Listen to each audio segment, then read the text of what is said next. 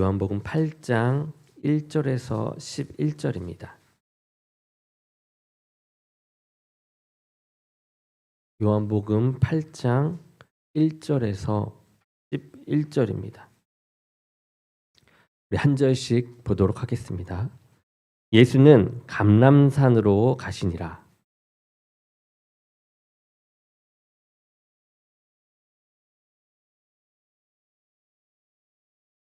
서기관들과 바리새인들이 음행 중에 잡힌 여자를 끌고 와서 가운데 세우고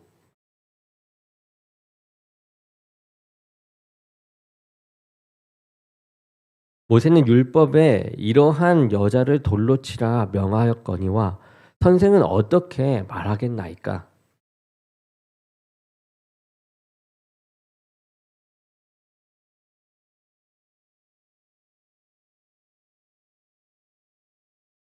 그들이 묻기를 마지 아니하는지라. 이에 일어나 이르시되 너희 중에 죄 없는 자가 먼저 돌로 치라 하시고 그들이 이 말씀을 듣고 양심의 가책을 느껴 어른으로 시작하여 젊은이까지 하나씩 나가고 오직 예수와 그 가운데 섰는 여자만 남았더라.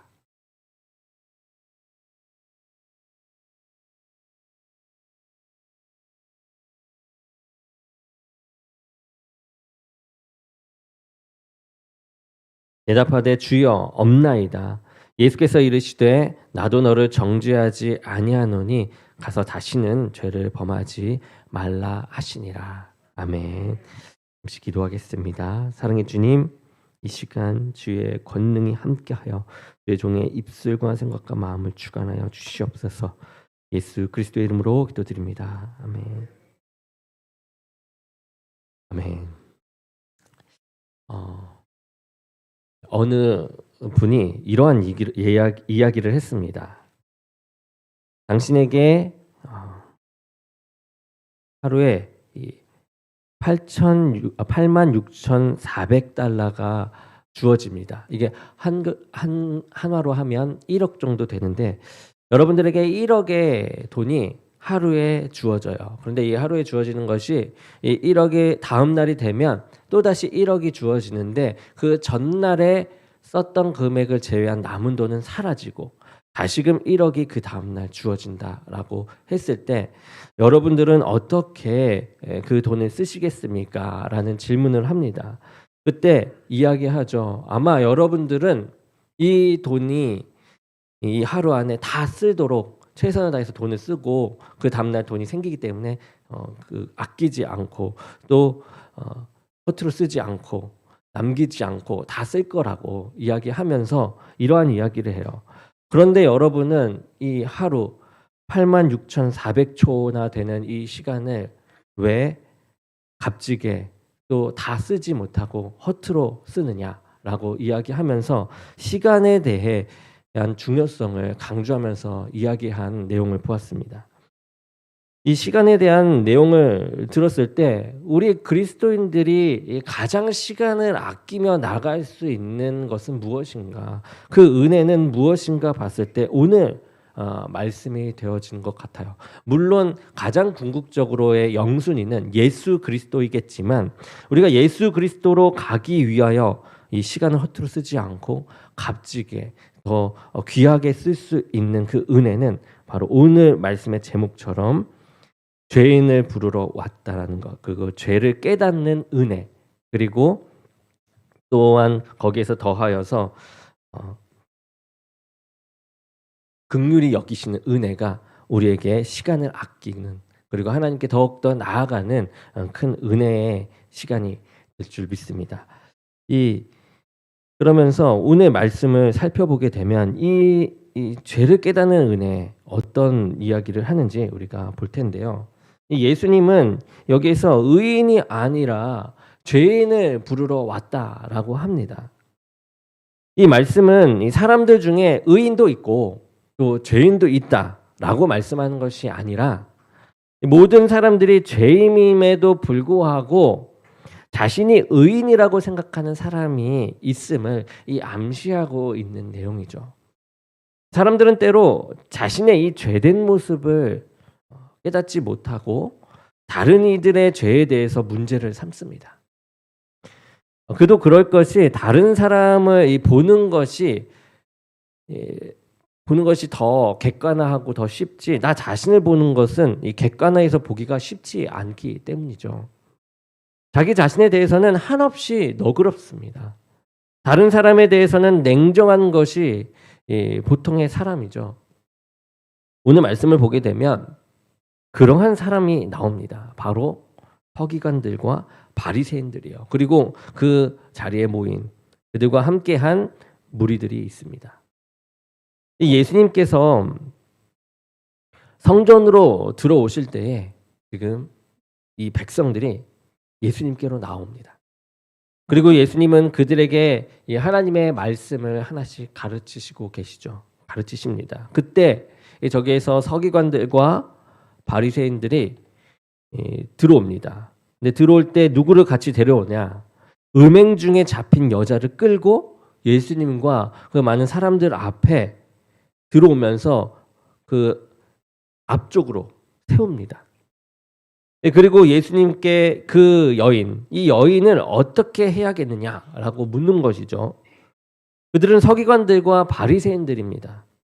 이들이 예수님께 이렇게 묻는다라는 것은 음행한 여인을 어떻게 해야 할지 몰라서 묻는 것이 아니라, 그들은 모세의 율법으로는 그러한 여자를 돌로 치라라고 한 이 가르침을 알고 있었던 사람들인데 이렇게 몰라서 물은 것이 아니죠. 그런데 예수님께 이렇게 물어요. 선생님은 어떻게 말하겠느냐고. 모세의 율법에는 이렇게 나와 있는데 선생님은 어떻게 말하겠느냐라고 묻는 것이죠. 이것은 예수님을 고발할 조건을 얻고자 이렇게 했다라고 말씀에 나옵니다. 그들이 보기에 이 예수님은 눈의 가시와도 같은 그런 존재였죠.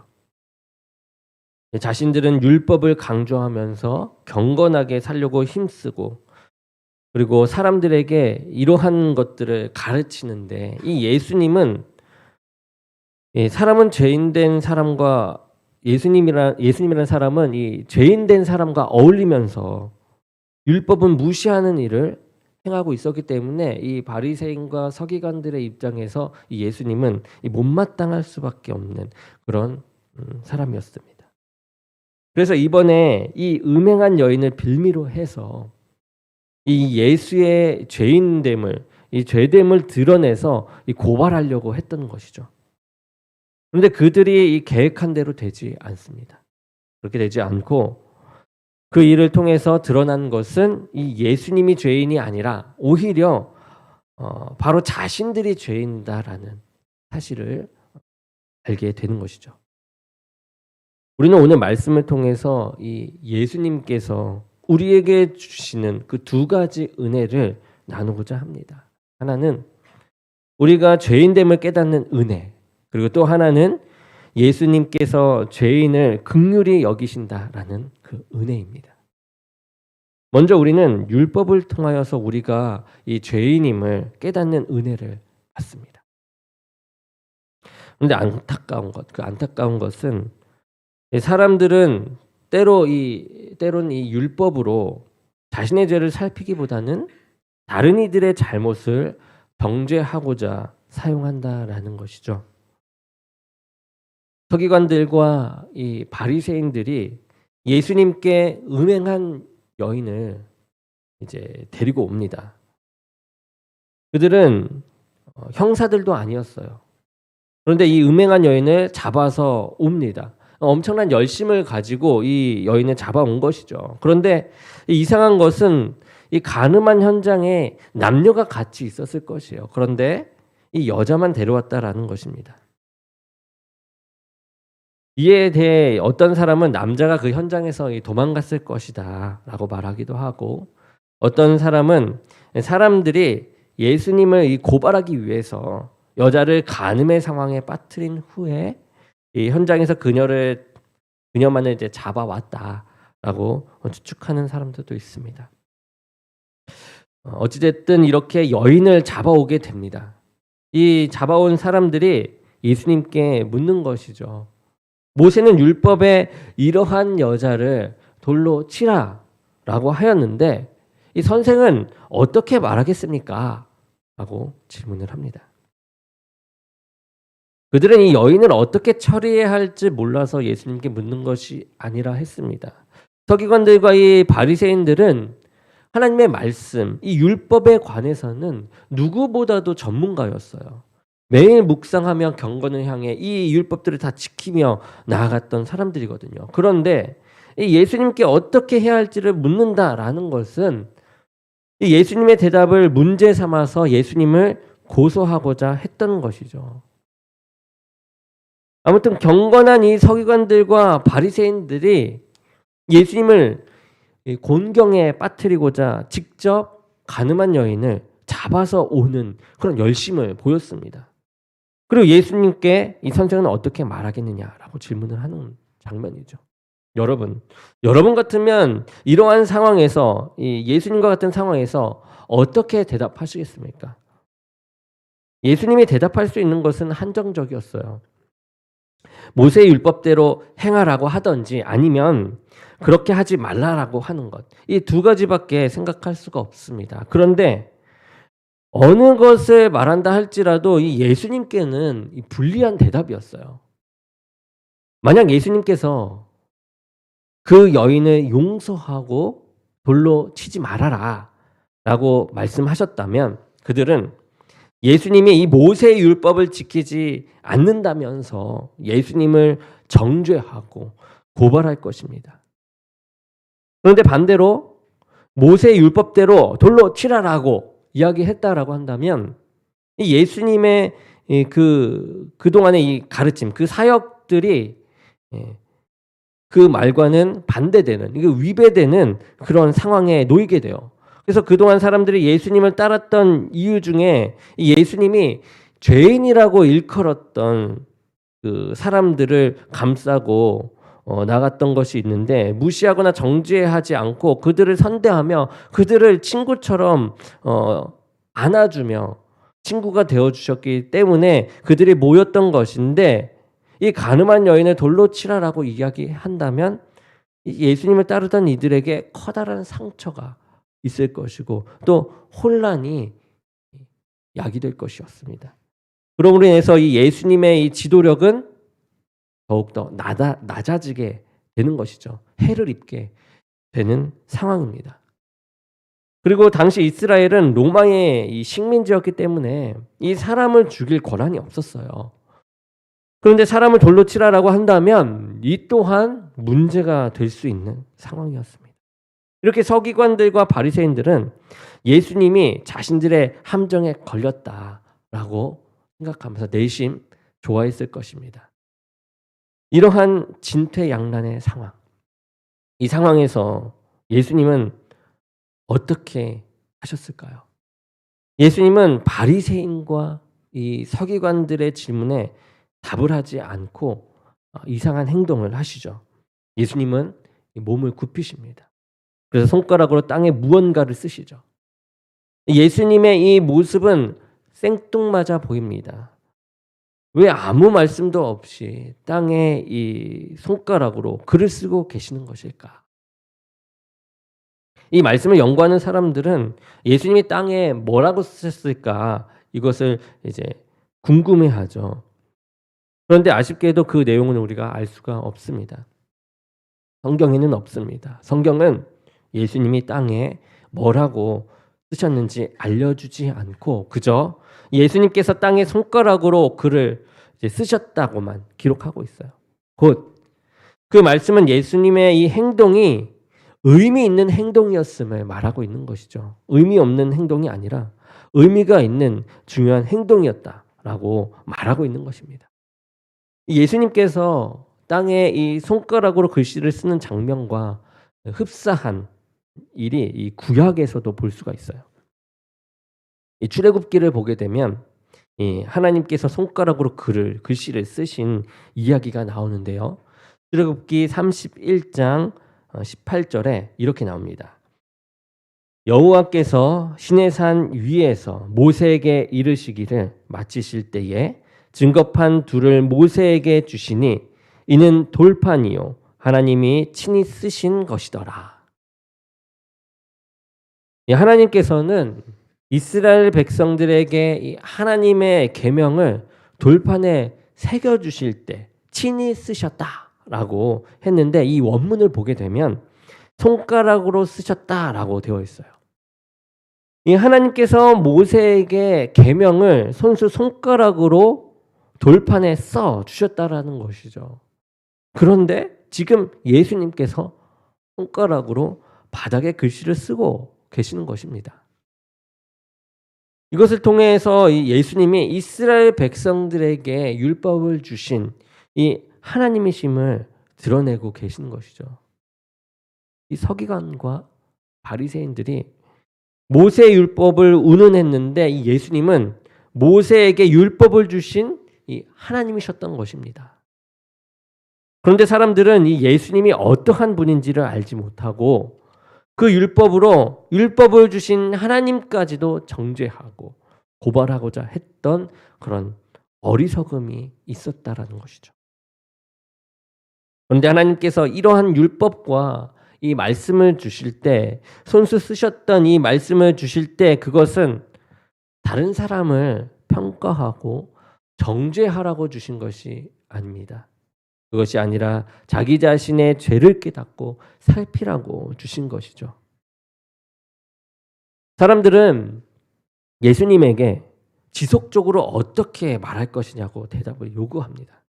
그리고 예수님은 일어나셔서 이제 그들에게 말씀을 하시죠. 쓰시고 일어나셔서 너희 중에 죄 없는 자가 먼저 돌로 치라. 그리고 그 한마디 말씀을 하신 다음에 예수님은 다시 앉으셔서 여전히 땅에 손가락으로 뭔가를 쓰셨습니다. 예수님의 말을 들은 사람은 망치를 얻어맞은 것 같은 그런 느낌을 받았을 것이에요. 예수님의 이 대답을 들은 그들은 자신들이 이 여인을 정죄할 만큼 그 의로운 사람인지를 자신이 스스로 돌아보게 되는 그런 상황에 놓이게 된 것이죠. 예수님이 사람들에게 원하시는 것은 이 율법으로 다른 사람을 정죄하는 것이 아니라 먼저 자기 자신을 살펴보는 것입니다. 하나님께서 말씀을 주실 때 그것으로 다른 이들을 평가하고 정죄하라고 주신 것이 아니라 각자 그 말씀대로 순종하며 살아갈 것을 기대하셨던 것이죠. 그런데 사람들은 이 율법을 가지고 자기 자신을 성찰하지 못하고 다른 사람만을 평가하며 정죄하고자 했던 것입니다. 그들은 자신들이 이 가늠한 여인을 정죄하고 그리고 예수님까지도 정죄할 수 있다라고 생각했던 것입니다. 그리고 이 자기 자신들은 의로운 사람인 것처럼 행세를 한 것이죠. 그런데 예수님의 이 말씀을 들은 이 사람들은 이제 자기 자신이 어떠한 존재인지를 돌아보게 됩니다. 그 여인을 정죄하기에는 자신들에게도 부끄러운 죄의 모습들이 있었던 것이에요. 예수님의 일침을 들은 그들은 비로소 양심의 가책을 느낍니다. 우리가 다른 사람의 이 잘못이나 이 죄를 고발할 때 사람들은 상대적으로 자신이 의인인 것처럼 생각할 때가 있어요. 그런데 죄의 종류는 다를 수 있지만 우리 모두가 죄인임을 성경은 말하고 있습니다. 그리고 또한 죄가 크던 또 작던 그것은 여러분 사망으로 이끄는 것이죠. 그러기에 우리는 이 다른 이들을 정죄할 만한 존재가 되지 못합니다. 누가복음 6장 37절에 예수님이 이렇게 말합니다. 비판하지 말라. 그리하면 너희가 비판을 받지 않을 것이요. 정죄하지 말라. 그리하면 너희가 정죄를 받지 않을 것이요. 용서하라. 그리하면 너희가 용서를 받을 것이요. 예수님께 대답을 다그치던 그 사람들이 예수님의 대답에 한마디 대꾸도 하지 못합니다. 그리고 사람들이 그곳을 조용히 떠나게 되죠. 어른으로부터 시작하여서 젊은이까지 하나씩 하나씩 떠나갑니다. 어른들은 누구보다 율법에 대해서 더 잘 알았을 것입니다. 그리고 그 지식을 가지고 다른 사람에 대해서 판단하고 정죄하는 일들을 많이 행했을 것입니다. 그런데 정작 자신의 죄에 대해서는 무뎌졌던 것이죠. 그리고 젊은이들은 어떻습니까? 젊었다고 죄가 없는 것은 아니죠. 그들도 자신이 저지른 죄가 생각이 나면서 그 여인을 정죄하는 것이 양심의 가책이 되었습니다. 그래서 그들도 그 자리를 조용히 떠나게 됩니다. 하나님께서 이스라엘 백성들에게 이 모세를 통해 율법을 주셨죠.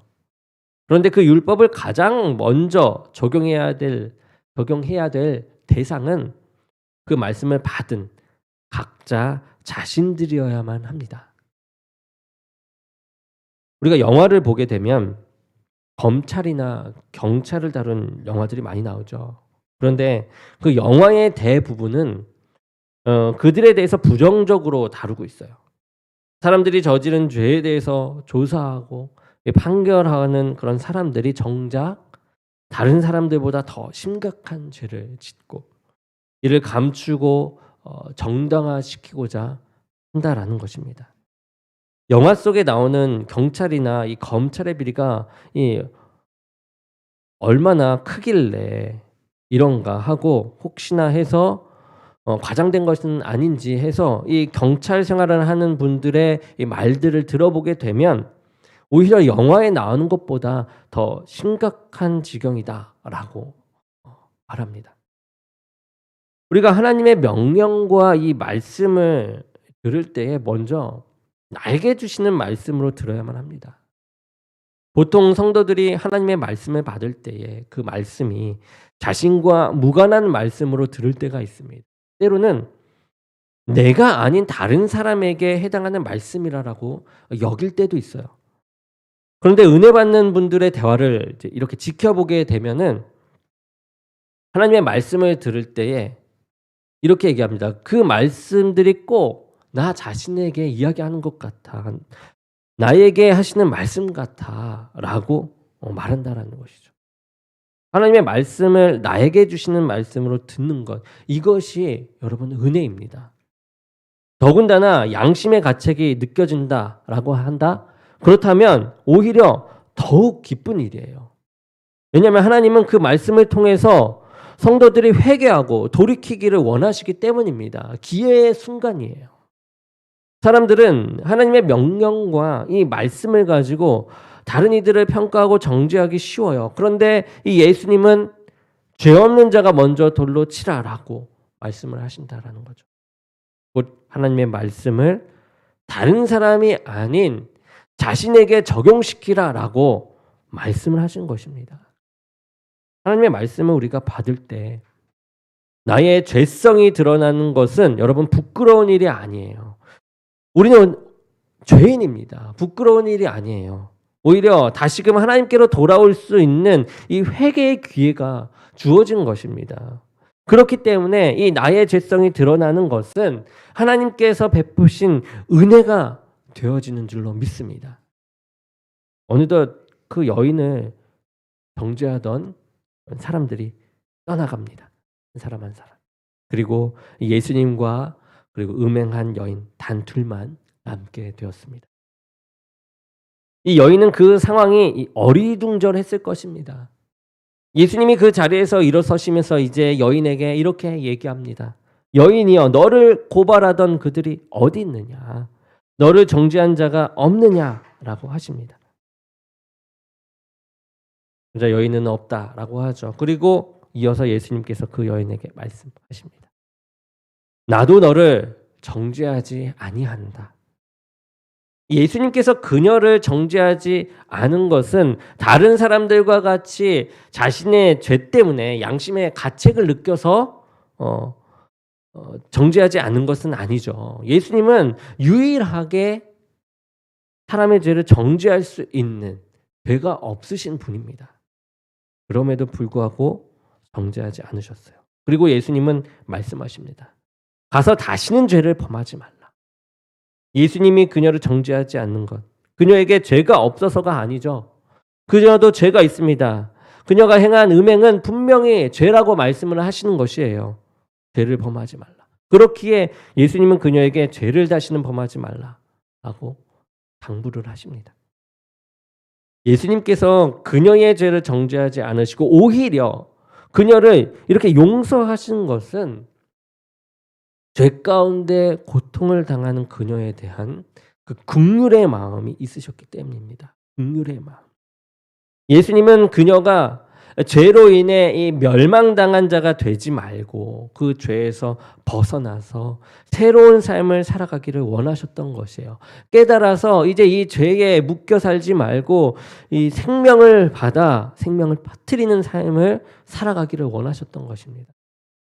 그런데 서기관들과 바리새인들은 그 여인에게 긍휼한 마음을 가지지 않았죠. 그들은 그 여인이 잡혀와서 사람들 앞에 당하는 그 수치와 아픔 그리고 상처와 죽음의 공포에 대해서 아랑곳하지 않았습니다. 죄를 지었으면 당연히 받아야 하는 벌이다라고 생각했습니다. 그의 인생을 아예 그 죄 한 번 지은 것으로 끝내버린 것이죠.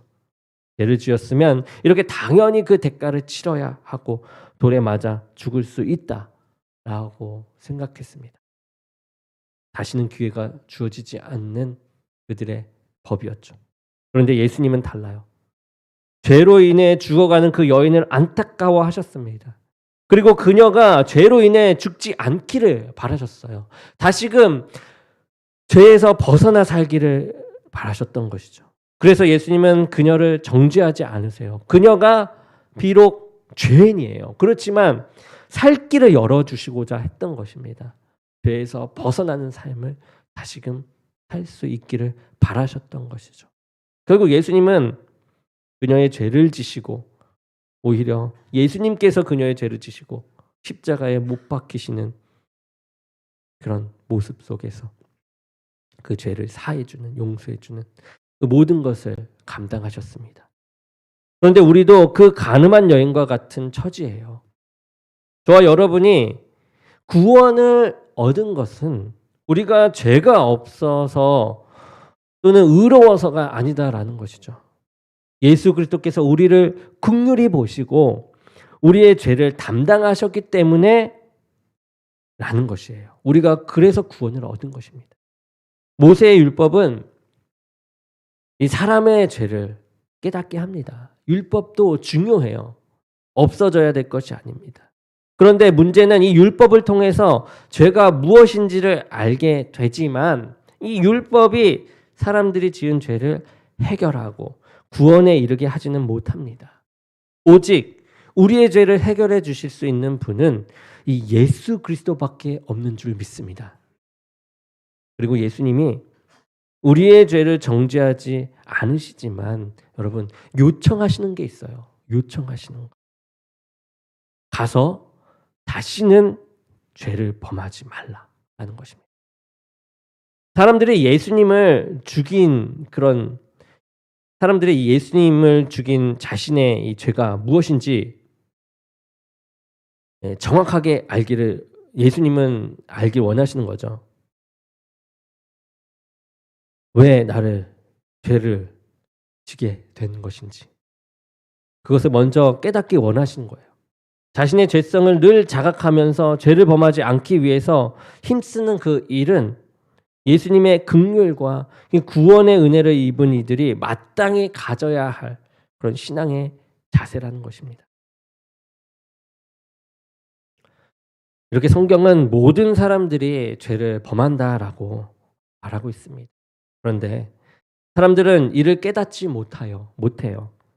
그래서 다른 사람을 정죄하고 자신을 의롭게 여기면서 살아가는 자들이 많이 있습니다. 서기관과 이 바리새인들은 심지어 예수님을 정죄하고 예수님을 고발하고자 했습니다. 이들은 하나님을 믿는 하나님의 율법을 지키는 대단한 사람들이었음에도 불구하고 이렇게 예수님을 몰라보고 예수님을 정죄하고 예수님을 고발하려고 하죠. 하지만 하나님께서 우리에게 말씀을 주실 때에는 그 말씀으로 다른 이들을 평가하고 정죄하는 것이 아니라 자신을 말씀으로 성찰하고 온전케 되기를 원하셨던 것입니다. 그래서 말씀하시죠. 죄 없는 자가 먼저 돌로 치라. 하나님은 우리에게 율법을 주심으로 내가 죄인임을 깨닫는 그런 은혜를 누리길 원하셨습니다. 여러분, 내가 죄인임을 깨달은 것, 그것은 은혜입니다. 죄인임을 깨달음으로 이 회개에 이르게 되고요. 회개를 통해서 죄 용서함을 받기 때문에 이 죄를 깨닫는 것이 너무나도 중요합니다. 그리고 우리는 예수님의 긍휼하심을 받는 그 은혜를 받았습니다. 예수님은 우리의 모든 죄를 다 아시고 정죄하실 수 있는 그런 유일한 분이세요. 그럼에도 불구하고 예수님은 우리를 정죄하지 않으셨고 도리어 죄인들을 위해서 죽으시기까지 하셨습니다. 우리가 가늠한 여인이 될 수도 있고 여러분 그녀를 정죄하여 이 돌로 치려고 하는 사람들도 될 수 있습니다. 이 서기관과 바리새인처럼도 될 수 있어요. 그런데 분명한 것은 우리가 어떤 입장에 있는가 누구가 되어 있는가랑은 상관없이 모두가 죄인이다라는 것입니다. 그리고 우리는 우리를 죄에서 구원하실 수 있는 분은 예수님밖에 없다라는 것이죠. 우리가 이 시간 다른 이들의 죄가 아니라 나의 죄를 돌아볼 수 있는 시간을 갖길 원합니다. 그리고 나를 불쌍히 여기셔서 이 대신 돌아가신 그리스도의 이 사랑과 은혜를 기억하시기 바랍니다. 그러면서 다른 사람들을 긍휼히 여기며 예수님처럼 긍휼히 여기며 그리스도의 그 은혜를 나누는 일에 힘쓰면서 살아가는 저와 여러분이 되기를 주님의 이름으로 축원합니다. 기도하겠습니다. 사랑의 주님, 죄를 깨닫는 은혜 그리고 우리에게 그 죄 때문에 사망에 들어갈 수밖에 없는 와중에도 우리를 용서하시기 위하여 십자가에 못 박히심 그 긍휼의 은혜를 주신 주님 감사합니다. 그것을 따라 우리도 예수님처럼 실천할 수 있는 믿음의 사람이 되게 하여 주옵소서. 예수 그리스도의 이름으로 기도드립니다. 아멘.